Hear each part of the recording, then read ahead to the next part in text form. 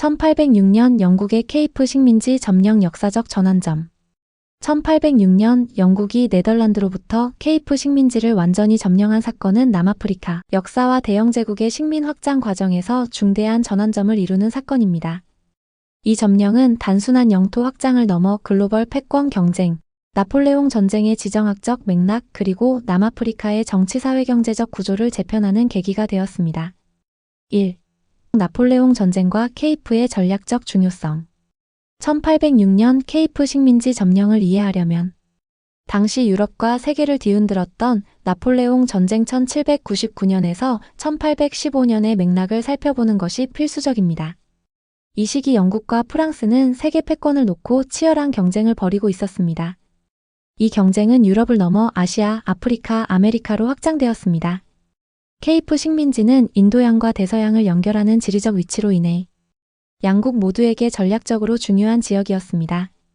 특히 케이프타운은 유럽에서 인도로 가는 항로의 중간 기착지로 군사적 상업적 가치가 막대했습니다. 영국은 인도 제국의 유지와 동인도 회사의 무역로 보호를 위해 케이프를 확보하려 했습니다. 케이프 식민지는 1652년 네덜란드 동인도 회사 VOC가 보급 기지로 설립한 지역입니다.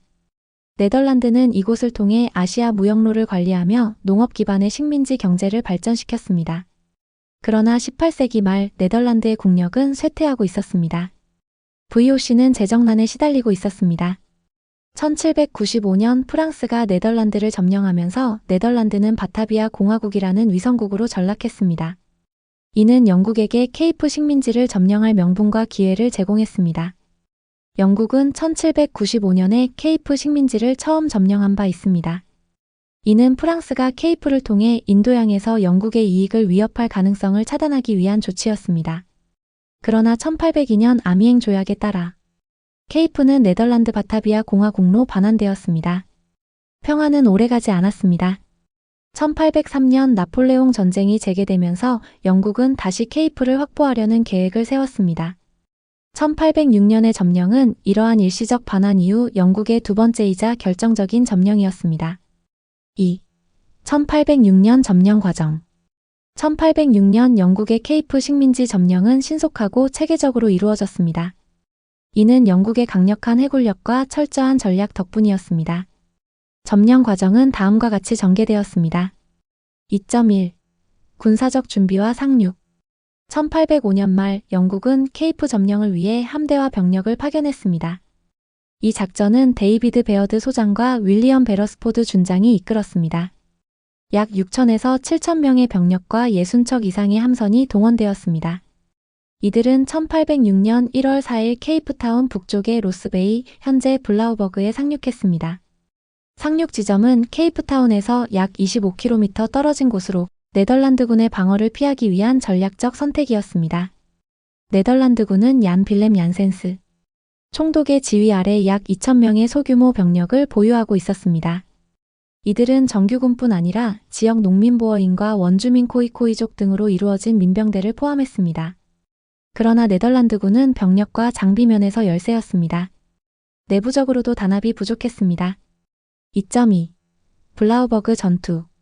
상륙 직후인 1806년 1월 8일 블라우버그 전투가 벌어졌습니다. 이 전투는 케이프 식민지의 운명을 결정짓는 중요한 전투였습니다. 영국군은 조직적이고 훈련된 병력으로 네덜란드군을 압도했습니다. 네덜란드군은 초기 저항을 시도했으나 영국군의 화력과 기동력에 밀려 패배했습니다. 얀센스 총독은 병력을 이끌고 내륙으로 후퇴했습니다. 추가 저항은 무의미했습니다. 2.3. 케이프타운 점령과 항복. 블라우버그 전투 이후 영국군은 빠르게 케이프타운으로 진격했습니다. 1806년 1월 10일 얀센스는 항복 협정을 체결하며 케이프타운을 영국에 넘겼습니다. 협정 조건은 비교적 관대했습니다. 네덜란드 주민들은 재산과 종교적 자유를 보장받았습니다. 영국은 식민지 행정을 안정적으로 유지하기 위해 기존 네덜란드 관료들을 일부 기용했습니다. 얀센스는 자녀 병력을 이끌고 네덜란드로 귀환했습니다. 3. 영국 식민 통치의 시작.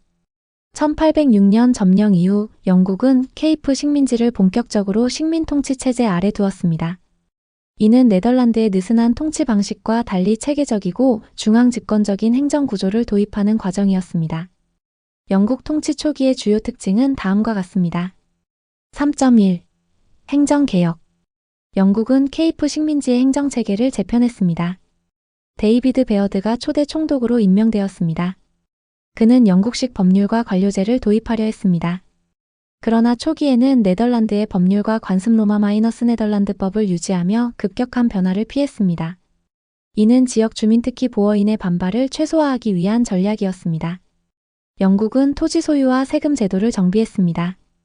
네덜란드 시기에는 토지 소유가 느슨하게 관리되었습니다. 영국은 정확한 토지 측량과 등록을 통해 세수 기반을 강화했습니다. 이는 후에 보어인과 영국 당국 간 갈등의 씨앗이 되었습니다. 3.2. 경제적 변화. 케이프 식민지는 영국 경제의 일부로 편입되었습니다. 새로운 무역 기회를 맞이했습니다. 케이프타운은 영국 동인도 회사의 주요 기항지로 발전했습니다.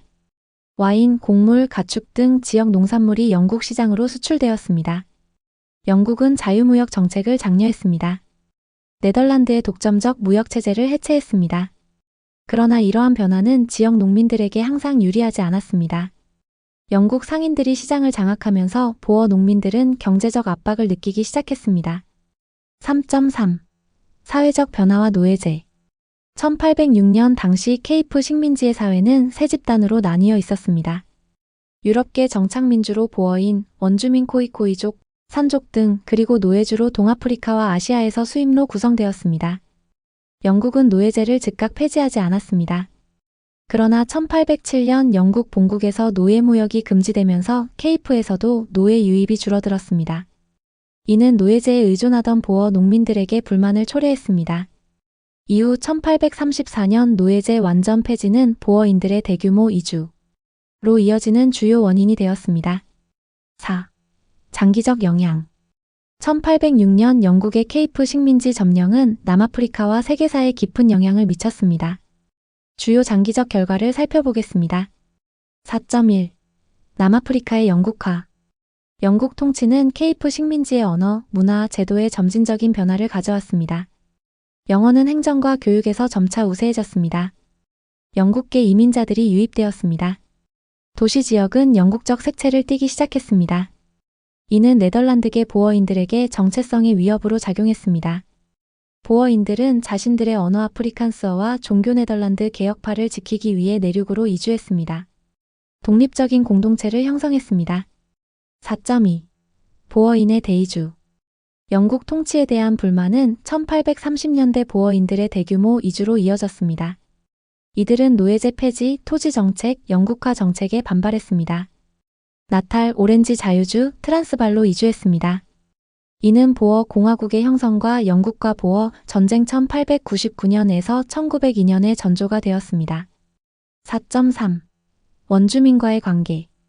영국 통치는 원주민 사회에도 큰 변화를 가져왔습니다. 네덜란드 시기에는 코이코이족과 산족이 이미 상당한 피해를 입었습니다. 영국은 보다 체계적인 식민 확장을 추진했습니다. 동부 국경 지역에서는 코사족과의 충돌이 빈번해졌습니다. 이는 19세기 내내 이어진 코사 전쟁으로 발전했습니다. 4.4. 대영 제국의 글로벌 전략. 케이프 식민지의 점령은 대영 제국의 글로벌 패권을 강화했습니다. 케이프는 인도양과 대서양을 연결하는 요충지였습니다.